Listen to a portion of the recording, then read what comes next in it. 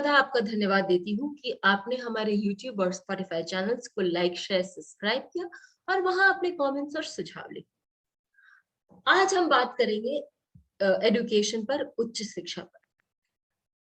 कोई भी काम हम करने जाए तो हम देखते हैं कि उसके बारे में हमें उसका ज्ञान होना चाहिए। उसके बारे, चाहे वो आप एक छोटा सा चीज कि आप कोई पौधा भी आप बोने जाते हैं तो आपको उस पौधे के बारे में भी, कौन सा उसके लिए कुछ सॉइल चाहिए या किस तरह का खाद, कितना पानी, कहाँ धूप में रखना है, ये सारी चीजें आपको जानना बहुत जरूरी है। किसी भी चीज के लिए भी हमें एक जिज्ञासा होती है। जिज्ञासा को हम गुरु से दे, किसी भी चीज के लिए पढ़ाई करना, उस पर अध्ययन करना, वो भी गुरु हमें देता है। तो गुरु हमारे चार्ट्स में धन, संपदा, खुशियों के साथ साथ जिज्ञासा और नॉलेज के लिए भी उतना ही इम्पोर्टेंट हो जाता है। जब हम गुरु के नॉलेज की बात करते हैं तो उसके लिए हमारा नवम भाव, अष्टम भाव, पंचम भाव, ये भाव भी बहुत इम्पोर्टेंट हो जाते हैं।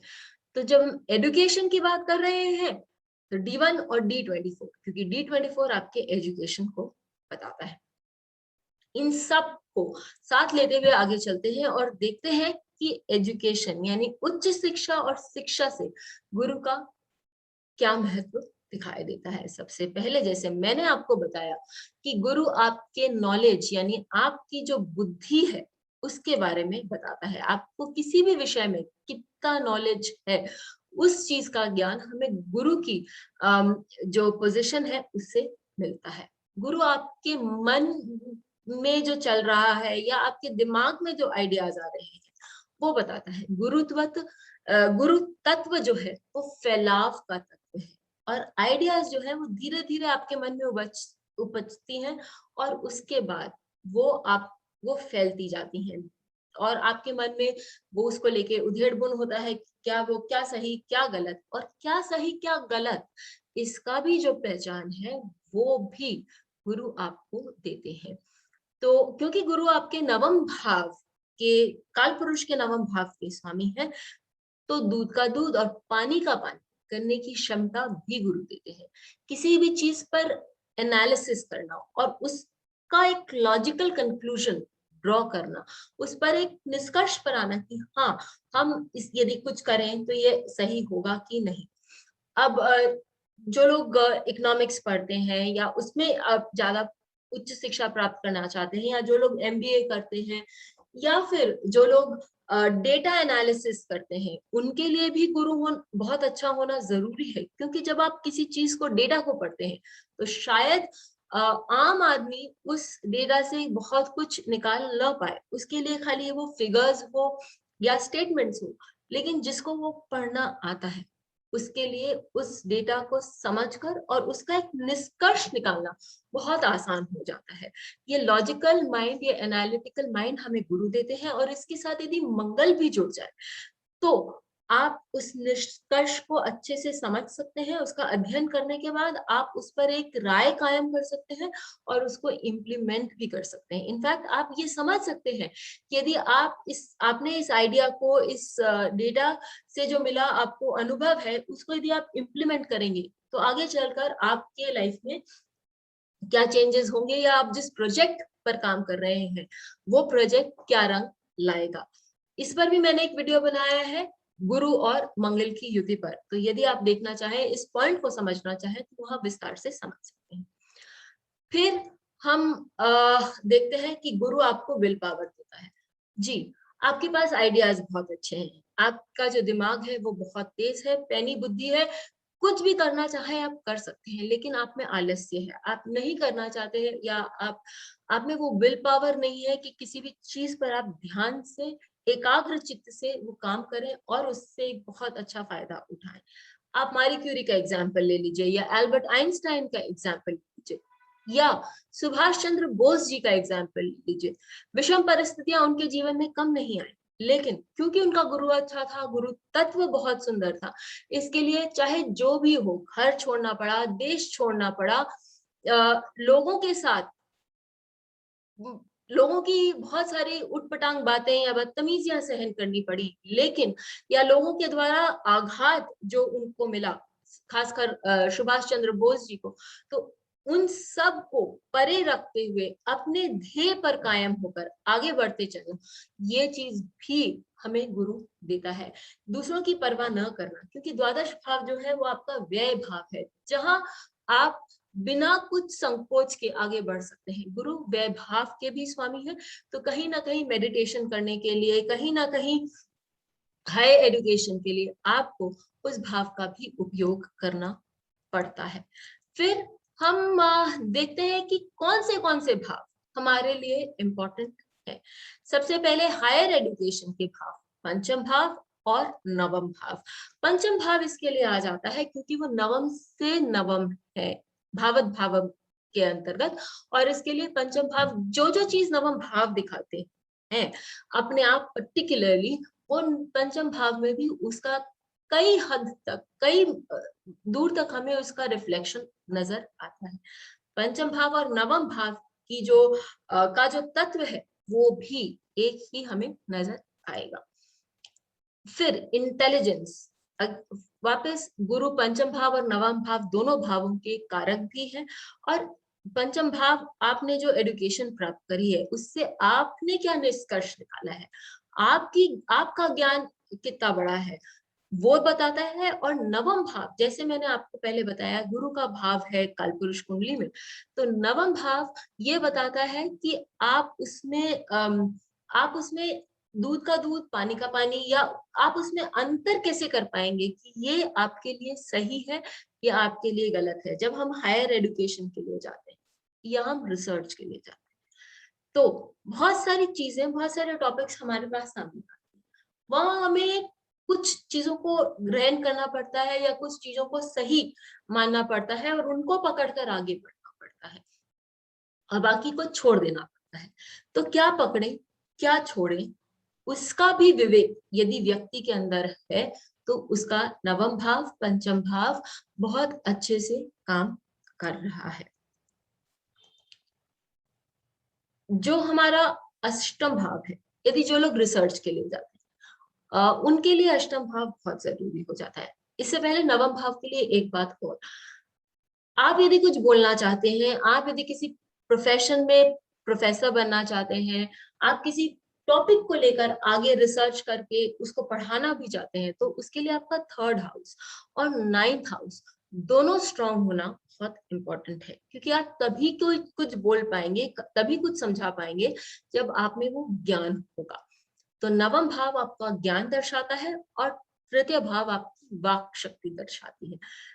वो प्रोफेसर्स, वो टीचर्स जो बहुत अच्छे वक्ता होते हैं, कहीं ना कहीं D1 D9 में D24 में उनका गुरु तृतीय भाव से भी जुड़ा दिखाई देना चाहिए। अब हम अष्टम भाव पर आते हैं।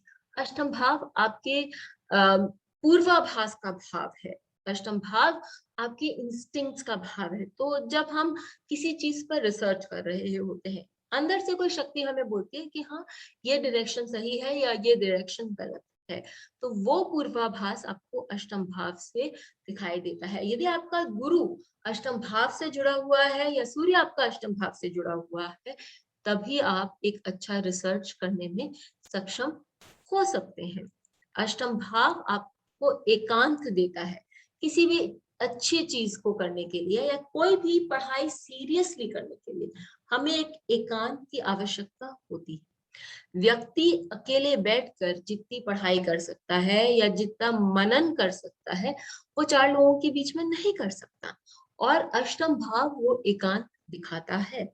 यदि गुरु आपके अष्टम भाव से जुड़े हैं तो वो आपके चतुर्थ भाव और 12th हाउस से भी जुड़े हैं, जो कि आपकी पराशक्ति के बारे में बताता है। तो यदि व्यक्ति रिसर्च कर रहे हैं तो उनको आइसोलेशन में या एकांत होना बहुत जरूरी है। अब हम कुछ एग्जाम्पल्स के साथ भी इसको देख लेते हैं। ये एक आम व्यक्ति का चार्ट है जिन्होंने हाल फिलहाल में सीए के एग्जाम्स पास किए हैं। यदि हम देखें तो उनका जो गुरु है वो सीए हम जानते हैं कि उच्च शिक्षा में आती है, और यहाँ हम देखते हैं कि गुरु जो है वो अपनी ही राशि में द्वादश भाव में, यानी कि सैजिटेरियस धनु राशि में द्वादश भाव में नवमेश के साथ विद्यमान, बुध के साथ विद्यमान है। यदि हम उनका D24 का चार्ट लें तो गुरु जो है उनके पंचम भाव में विद्यमान है।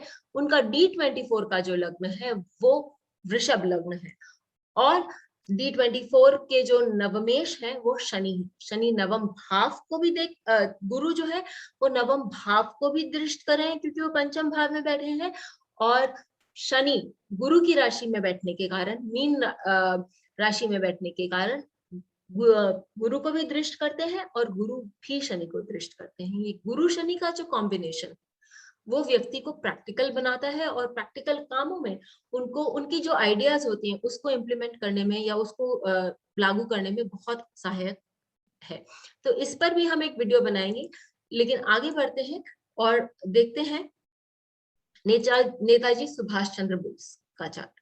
नेताजी हम सभी जानते हैं कि एक फ्रीडम फाइटर थे, लेकिन बहुत कम लोग ये जानते हैं कि उन्होंने नेशनल सिविल सर्विसेज, जो उस समय ब्रिटिश गवर्नमेंट द्वारा एग्जाम्स होते थे ताकि जो लोग सिविल सर्विसेज के लिए काम करना चाहे या ब्रिटिश गवर्नमेंट के अंतर्गत काम करना चाहे, उनको ये एग्जाम्स पास करने बहुत इंपॉर्टेंट होते थे और ये एग्जाम्स वाकई में बहुत टफ होते थे उस समय, जिस तरह आज के ये सारे एग्जाम्स होते हैं। तो उस समय नेताजी लंदन जाके और बहुत ही अच्छे पद पर ये एग्जाम पास उन्होंने किया था। फिर जब वो वापस भारत आए उनका मन बदल गया, वो नहीं चाहते थे और उसका भी कारण हम उनके चार्ट से देख सकते हैं। यहाँ हम देखते हैं कि नेताजी का भी गुरु पंचम भाव में, वो भी सिंह राशि में। तो जब हम राशियों की बात करें तो सिंह राशि बहुत इंपॉर्टेंट हो जाती है। हम और राशि धनु राशि बहुत इंपॉर्टेंट हो जाती है। स्कॉर्पियो, वृश्चिक, ये राशि भी बहुत इंपॉर्टेंट हो जाती है जब हम उच्च शिक्षा की बात करते हैं। यहाँ नेताजी के चार्ट में गुरु पंचम भाव में विद्यमान होकर पंचम भाव से नवम भाव को और लग्न को दृष्ट करते हैं और शनि जो दशम भाव के स्वामी है वो भी गुरु को दृष्ट कर रहे हैं। वापस हम यहाँ देखते हैं कि शनि और गुरु का अपना यहाँ एक तालमेल है। D24 में उनका लग्न जो है वो धनु लग्न है और गुरु दशम भाव में विद्यमान है। उनके D24 के जो नवमेश है वो सूर्य है। सूर्य और गुरु आपस में परस्पर दृष्टि रखते हैं D24 चार्ट में और शनि फिर लग्न में बैठकर गुरु को दृष्ट कर रहे हैं, जिससे उनको ये साहस दिया कि कुछ डिफरेंट करें और अपनी इच्छाओं को, जैसे मैंने आप लोगों को बताया कि विल पावर जो कि बहुत जरूरी है, अपनी इच्छाओं को उन्होंने वहां पूरा किया। आप मारी क्यूरी का चार्ट ले लें या आप जॉन बार्डीन का चार्ट ले लें या आप आइंस्टीन का चार्ट ले लें, जहां हम देखेंगे कि गुरु जो है वो सप्तमेश है और नवम भाव में विद्यमान है आइंस्टीन के चार्ट में, और साथ ही वो नवमेश के साथ उनकी जो है वो राशि परिवर्तन का एक योग बैठता है। D24 में उनके चार्ट में नवमेश जो है वो मंगल है और मेष राशि जो है उनकी वो नवम भाव में आती है। गुरु पंचम भाव में अपनी ही राशि यानी कि धनु राशि में विद्यमान होके द्वादशेश के साथ विद्यमान होके शनि को दृष्ट करते हैं और वो भी नवम भाव में।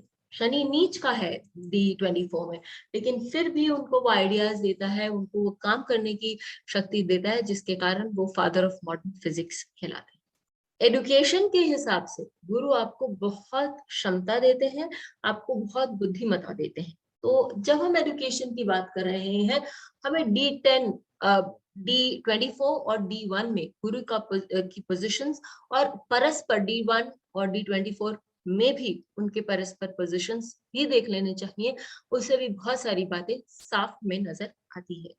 इस विषय पर हम कभी और एक वीडियो बनाएंगे, लेकिन तब तक के लिए धन्यवाद। बेल आइकन को दबाएं ताकि आपको वीडियोस की अपडेट मिलती रहे। हमारे वीडियोस को लाइक करें, शेयर करें, उन पर कमेंट करें और हमारे चैनल को सब्सक्राइब करें।